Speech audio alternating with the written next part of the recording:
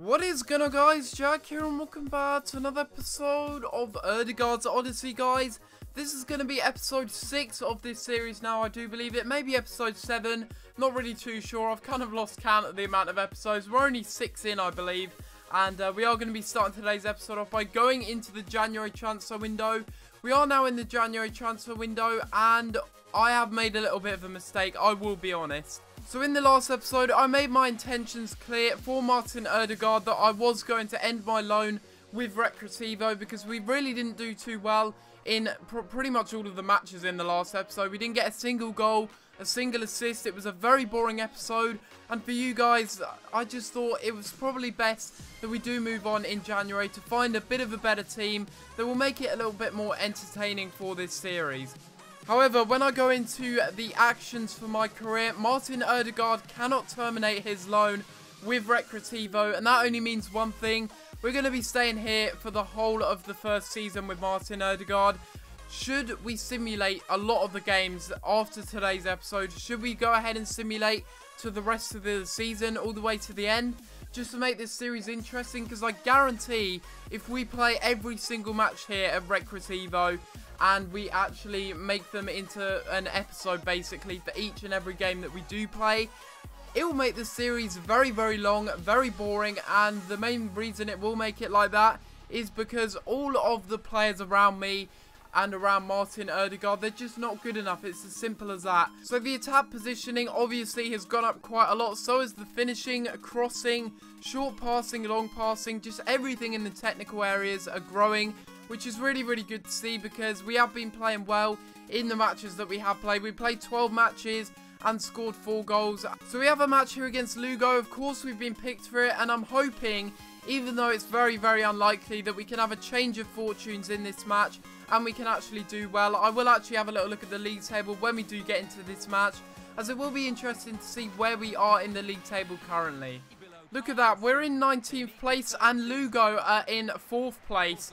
We're really not doing too well this season. It's clear to see that we're near the bottom of the table. So us getting a result against Lugo is probably unlikely with Ødegaard. Come on, there we go. Let's clear our lines away. And we've got an injury. Of course we got an injury. A defender is down there. And look at this defending. Jesus. This is the kind of team I have to play with, the teammates. They try and clear it away and they fail to do so. Passing it inside there to Ødegaard. And wow. What a great opportunity that was, and we still miss it. It was a good opportunity, and maybe I should have taken a touch. Not the best of passes, but we still have it there. Now we're going to take a shot, and again, it's blocked by the defender this time. We've had 2 golden opportunities, and maybe we should have at least scored from one of them. Here they come forward. What are they going to do here? And it is a corner for Lugo on the stroke of half-time, and of course, whenever the opposing team get a corner, you just got to make sure that your rating goes down, because that clearly was my fault that the defender made a tackle. Really, it just is ridiculous. And look at that. What is the goalkeeper doing? Second half, we played well in the first half. Well, Martin Ødegaard played well. The rest of Recreativo played absolutely crap, but you can expect that, can't you? When they're bottom of the table, I'm the only one that's going to be doing anything with Ødegaard. Don't concede from this. Don't concede. Thank you. Our 56 rated goalkeeper probably making the best save of the actual game so far. If anyone can tell me what that red circle means right there. You see when they're on the player, on the ball there. Is that something to do with me needing to mark that player? Because I'm pretty sure I'm a central attacking midfielder. I'm not meant to be defending. Here we go. Ødegaard. Pass it into Martin Ødegaard again. And we managed to get the first goal of the game here. And I cannot believe that there. Out of completely nothing. That was terrible goalkeeping there, I will be honest. We have a shot there just from inside the box. And look at that again. Does that go through the goalkeeper's legs? Oh, wow. He really should have saved that. That was top-class goalkeeping there, wasn't it? Oh, my goodness. We got very lucky to score there. Martin Ødegaard gets another goal. And surely that will mean that we pick up a win in this match. We've actually managed to pick up a win. This is unbelievable. This is unheard of with Recreativo. We get booed off because the home fans can't believe their luck. They're in 4th place. We're in 18th and we've managed to beat them 1-0 here. My racing is low. I mean, I've got the winning goal, and that's fair enough. But my ball retention, again, is terrible. And that is because I'm just trying to take on defenders, and most of the time it ends up failing. Another match here against Deportivo Alaves. Let's get into this match. And let's hope that now we've actually got a win, that we can actually continue that form and get another win in this match. Considering that we are at home, I am hopeful that we can get another good result in this match. Passing it back to him. And this is some lovely play here. Trying to get it into the middle. And we get the first goal of the game. But it's offside, for God's sake. Why can't you just time your run and stay onside? And surely we would have managed to score from that. Run into the middle, Martin Ødegaards doing well to hold off the defenders, and he's still going, and he's going to take a shot now. And how did he miss that opportunity? That was with his stronger left foot as well, and going all the way round the defenders. He really should have finished that opportunity off. Getting another cross into the middle this time, and it's fallen to their player there, and somehow, after trying to clear it away, the defender's header was absolutely terrible. And against the run of play completely, we can see the goal here that I really don't think is deserved on the run of play. There's a teammate in the middle there who has a shot, and that was a bit of an optimistic effort.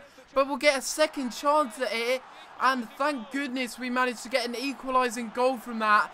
And that is certainly more than deserved in this match. We've had so much possession, and finally it's paid off with a good opportunity on goal, and we do end up levelling the match here.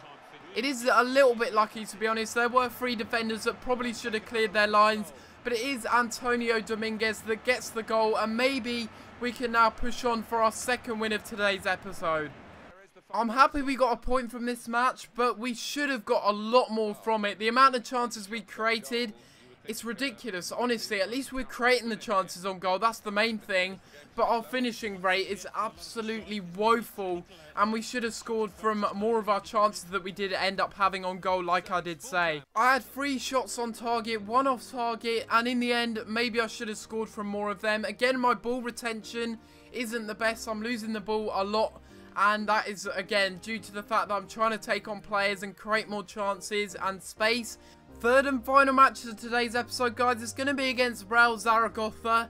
And another interesting match. We're actually going to take a little look at the league table and see where Zaragoza are, because I believe they're near the top of the table and they are looking to get promoted. So they're near the playoff areas.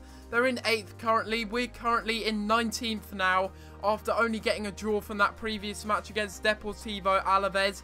So a win in this match would really push us up the table, and it would mean that we could end up going to 15th place by the end of the episode. Oh, wow, that's a really good pass into my teammate. Maybe he can get it back to me, and he does. And I'll try and play him again here, and I do. And that really should have deserved a better, well, it deserved a better finish. I don't know what I'm talking about there, mixing up my words, but it was a good opportunity on goal. It deserved a better finish, though, in the end. It was a terrible shot on goal. Not a single shot on target for either team in the first half. So in the second half, we've got to hope that we can do a little bit better. Wow, that is a fantastic save. What a fantastic save from the goalkeeper there. Keeping out Zaragoza. It was right at him again. But like I've been saying, a 56 rated goalkeeper making that save, that really is pretty impressive. So that's the end of the third game here against Zaragoza, and there really wasn't much to report on in that match. It was a really, really boring game, and these sort of games are the reason why I'm thinking maybe it's worth simulating to the end of the season, because Recreativo, they're not doing good. It's clear to see that. And as a result of that, Martin Ødegaards does get a 6.1 match rating, and look at that ball retention. All because of me trying to create something, trying to create space, dribbling and doing skill moves and fancy things and all of that. And although I'm one of the top scorers at Recreativo, my match rating certainly doesn't suggest that Martin Ødegaards has been playing very, very well for Recreativo. Right guys, so this is going to be the end of the episode of Ødegaards Odyssey, and if you have enjoyed this episode of Ødegaards Odyssey guys, then of course feel free to leave a like on the video and subscribe if you haven't already, to show me that you are enjoying this series and you do want it to continue. Also, let me know in the comments down below, guys, should we simulate to the end of the season with Recreativo and then go on loan in the second season to a different team in a different league and hope that we can actually do a little bit better? Because I don't want to be playing these matches and nothing to happen in them, because otherwise, what's the point in putting them in every single episode? It just wouldn't make sense. In this episode, we did play a little bit better, but I just don't see it happening consistently. And because of that, I think I will put a straw poll in the description of this video down below. And if you do want to vote on that, or leave a comment on the video telling me your opinion on this season and whether we should simulate to the end of this first season or not, then of course you can let me know down there. And apart from that, guys, I'm going to have to leave it there. And I'll see you next time for another video. Thanks for watching.